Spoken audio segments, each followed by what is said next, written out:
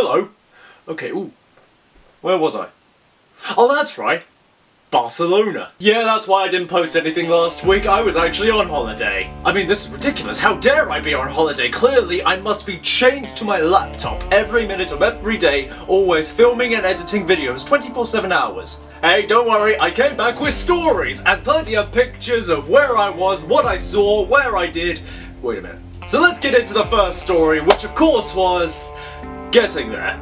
So there I was, we were just wrapping up, getting ready to go. We were expecting the taxi to the airport within the hour, so we were just getting the final touches done, you know, making sure all the outlets were off, making sure that everything was all covered, making sure we had everything packed, and I had just finished sorting out my motorbike, because, you know, we're going to be away for a week, so I want to make sure the battery's all good before we go. And right as I finished sorting it out, and I'm just tucking it in, putting the cover on, what happens? I burnt myself on one of the engine pipes. That's a good start right there. Thankfully though, the taxi ride to the airport was fun. A bit of traffic, but that's to be expected. And actually it was a pretty smooth ride, was able to just enjoy the scenery and just relax a bit, so that was all good. We dropped off our bags, we had ample time, boarding passes were all good, so we go through the security check, and that's all good as well.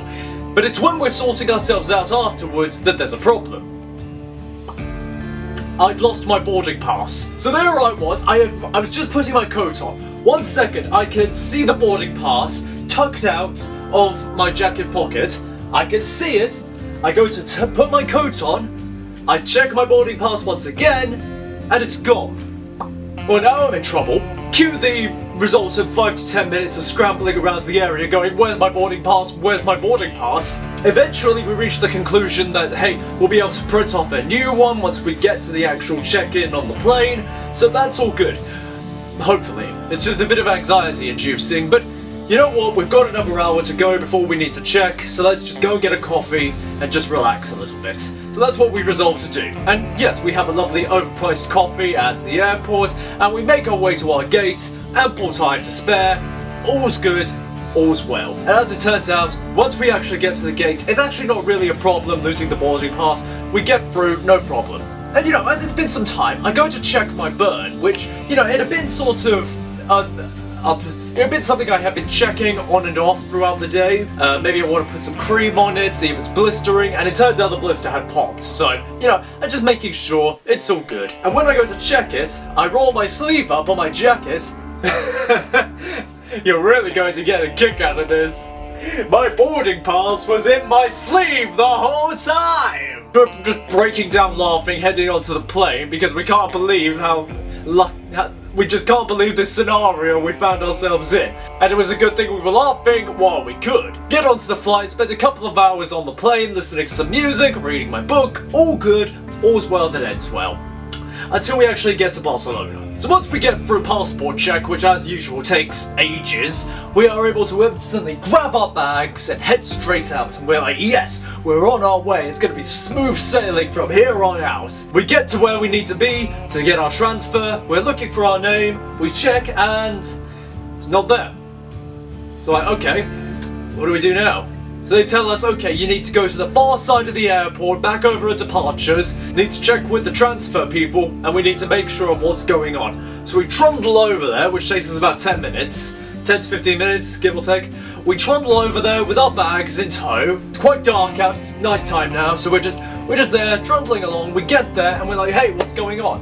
Where's our transfer? Where's our shuttle bus? And we get there, and it had already left. Turns out they had given us a call, but our phones were off because we had just gotten off a plane. So it turns out they had just left. So yeah, you could safely say that we weren't happy. So I said, okay, we need to be calm about this. We can't change the fact that the shuttle bus has left, so I said, okay, let's be calm and rational about this. Let's not go off the rails, okay? Let's just find another way to get to our hotel. So we're trundling around, we're told that we have to get a certain bus in order to get over to the area, so we try to find the right bus, we can't find the right station, and then we can't find the right bus, and then we have no idea which bus to get and how to get there. It turns out that the bus that we actually were told to get on is one where we need to do a transfer, so we need to go from one bus to the metro, and then do this, and then do that, and we were like, oh, for goodness sake. So we finally said, enough is enough, let's just get a taxi. An overpriced, probably gonna rip us off taxi, where we might get kidnapped. But you know what? So we get in the taxi, figure out where we're going, and the actual journey takes about 20 minutes, and it turns out it's actually a fairly reasonable price.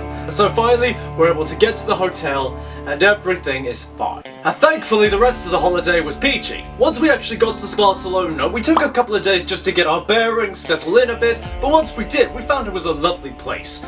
For one thing, you had the beautiful seafront, you had some gorgeous historical buildings, and the more modern sections were fine.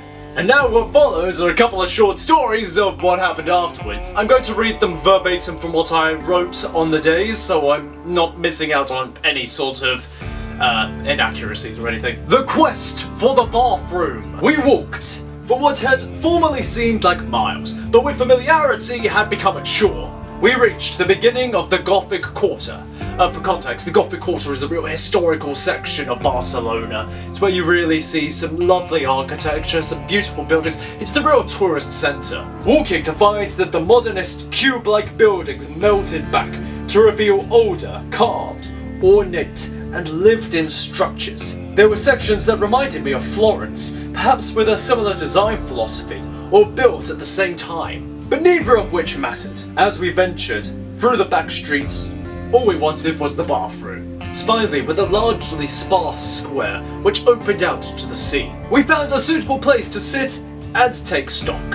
I wondered if this was such a place where earlier in the year fellow British tourists had been lambasted and largely harassed for the crime of being present. Once we were ready, we continued on to the true tourist street, where the trees overhead were curved into a grand arch, covering the crowds below. We saw a parade go by, which we surmised was on Barcelona's history. The Muslim rule, the Templars, kings and queens. Passing by the Erotic Museum, a different sort of attraction to what we were expecting, we made our way back into the back streets of the Gothic district. A maze-like tunnel way of back streets, finally exiting out into the open sky once more. Taking note of the nestled cathedral at the very centre of the maze, Barcelona Cathedral. Once we were done and our time was spent, we now only needed to venture on one last quest. The quest for water. And the next day brought a new adventure, the race against the sun. Our outing this day took us back to the Basilica whatever it was called. To ensure, take some pictures, grab some souvenirs, and get a coffee at a cafe we liked. Step 1, get said coffee. The walk took slightly longer than expected. And on the way we actually found a hotel we probably should have stayed at, but eventually we did reach the cafe after earning the experience. Next, as there was a swimming pool at the hotel and I didn't bring any of my swim gear, we went on a short excursion to see if I could get any. We did not get any, but instead I got a shirt. So swimwear I'd probably wear only once, or a shirt I could wear whenever. Finally, after a shorter than expected walk, we found the Basilica. Worried about the time as we wanted to be back to relax. So, we found ourselves against the clock. In 5 minutes, we took our pictures and then got a bargain on some souvenirs, only to then get an overpriced coffee at a nearby cafe, which was probably a tourist trap, before finally making the trek back. The next day was the last day where we really did any sightseeing. As for our final day in Barcelona, we wanted to really just relax around the pool, really soak in the sun before returning to England. So on our second to last day, we returned to the Gothic district, in the Gothic Italian Job. Once more to the maze of the Gothic district. From seeing the almost Florentine alleyways to the more modern Art Deco monumentals, we finally saw a building produced by Gaudi, aside from the Basilica of course, with this one looking as though it was carved from dragon bones. Along the way we made 2 stops at 2 different Italian cafes, including one where we got a very nice apple tart, and both times had some pretty good coffee. The spire on a nearby building really did put me in mind of the Gothic architecture of which it was named for. It actually put me in mind a lot of the Chicago Tribune building, which is sort of a mix of Art Deco mixed with that Gothic architecture. By the way, whenever we went to the Gothic district, I had to really resist the urge to make any Batman jokes. But I don't think I would have bothered anyway. I doubt Bruce Wayne would have wanted to be in so sunny a climate. Thankfully getting home was much more smooth sailing than getting to Barcelona was. And it's a good thing too, because it was a great end to our holiday. Initially I was hesitant to go to Barcelona, but it was nice to actually be able to unplug for a little while. You know, really take stock and really recharge the batteries, as it were, before heading back. But why was I so hesitant to go to Barcelona in the first place?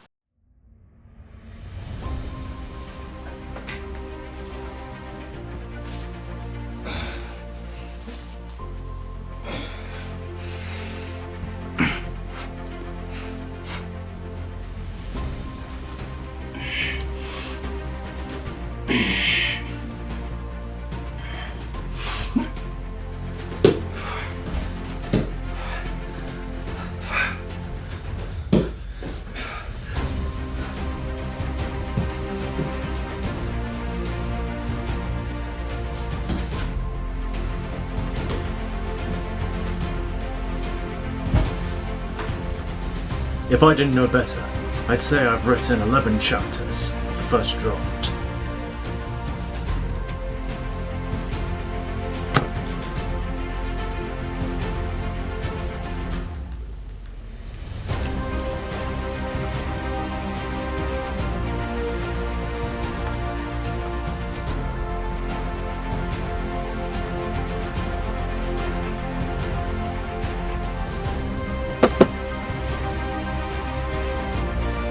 Some of you may already know this because I posted about it on the community tab on the channel, but I'm back at university. Yes, that is correct.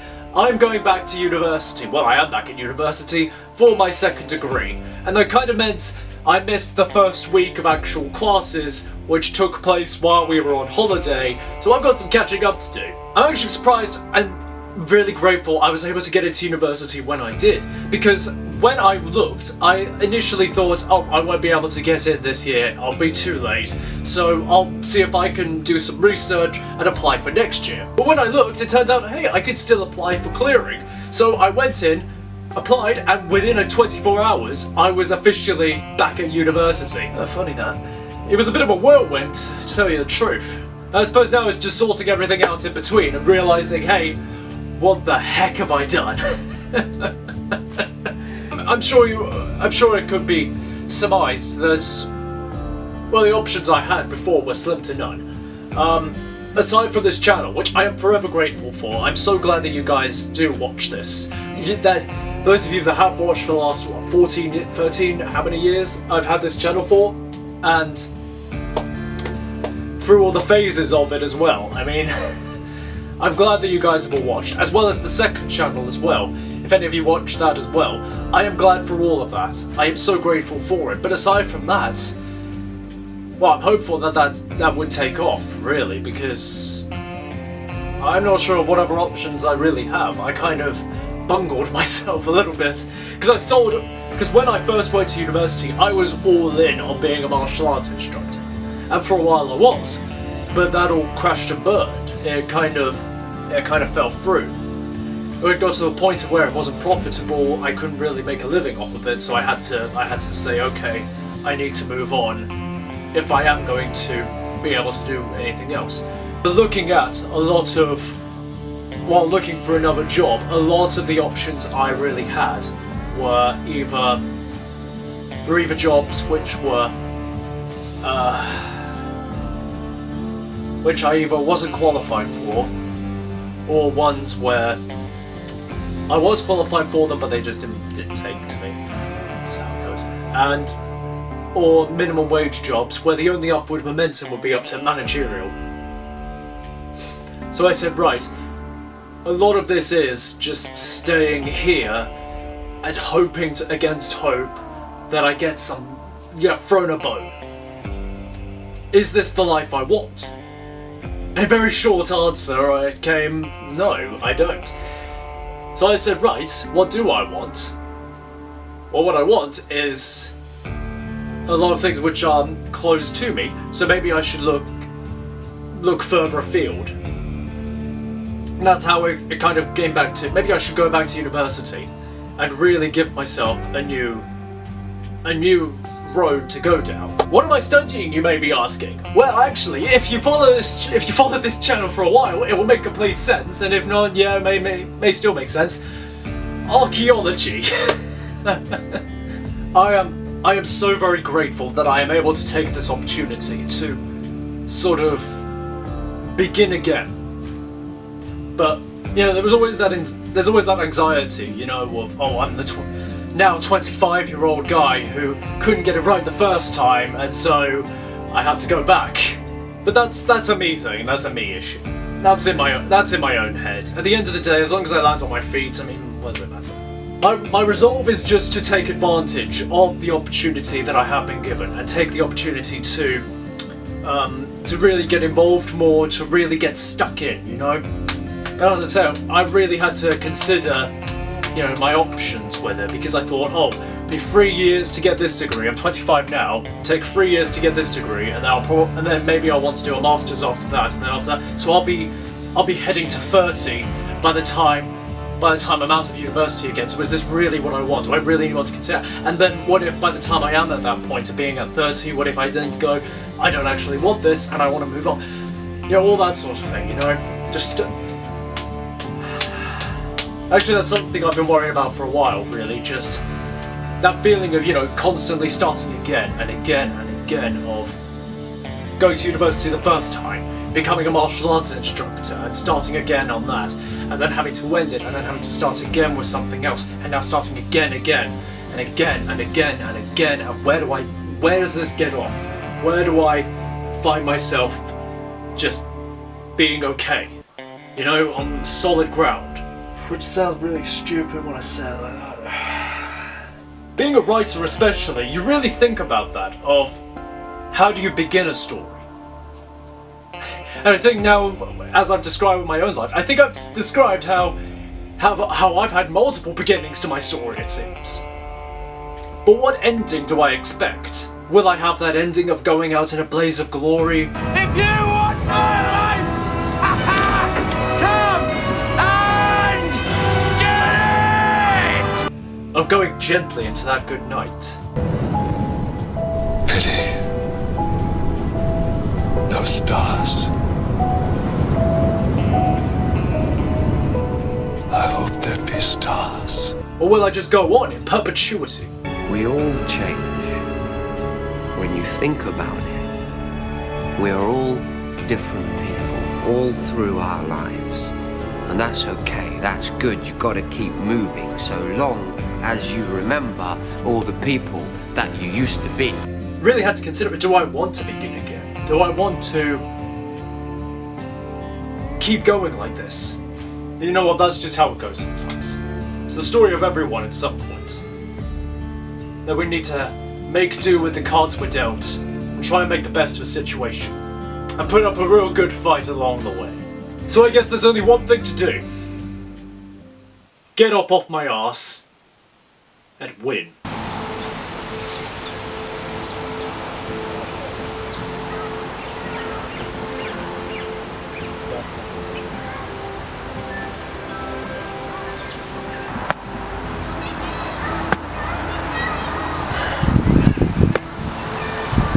Here's what's going to happen. First, I'm going back to university. I'm going to get that degree. Maybe more. I'm going to write my book. I'm going to maintain 2 channels. Probably look for a job on the other side.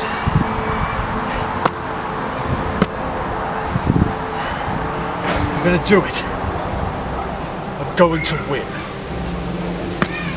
It's going to take a while. Would you like me to tell you a story? It's by the Brothers Grimm.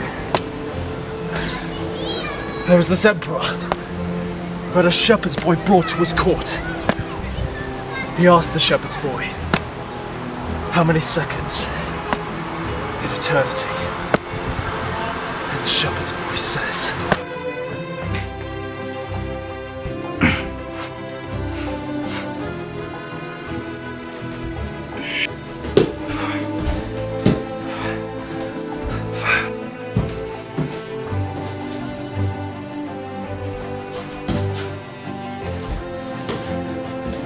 if I didn't know better, I'd say I've written 11 chapters of the first draft.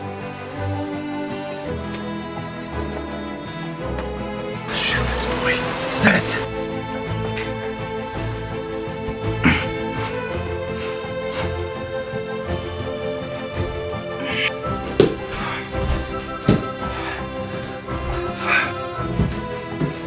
If I didn't know better, I'd say I've written 11 chapters of the first draft.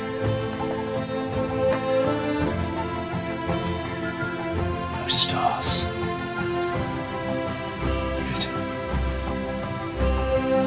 I'd hoped there'd be stars. And the shepherd's boy says.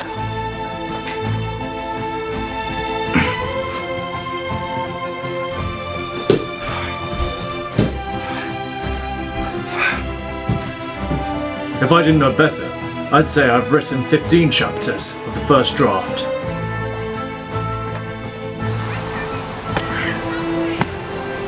Shepherd's boy.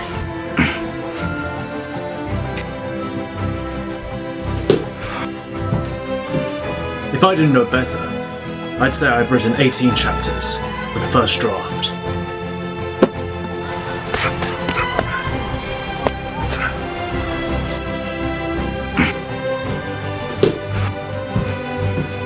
"22 chapters of the first draft. Shepherd's boy says there's a mountain of pure diamond.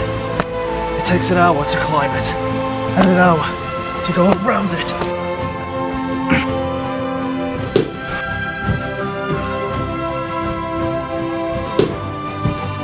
"22 chapters of the first draft. Stars.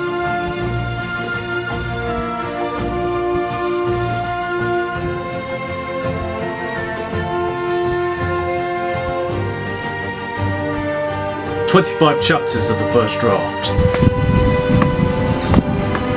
Every 100 years, a little bird comes. It sharpens its beak on a diamond mountain.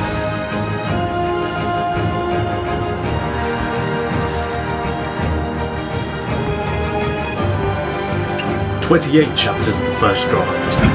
When the entire mountain is chiseled away, the first second of eternity will have passed.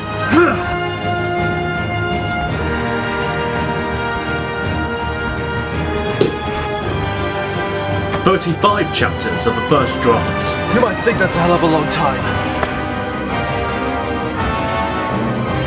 Personally, I think 36 chapters.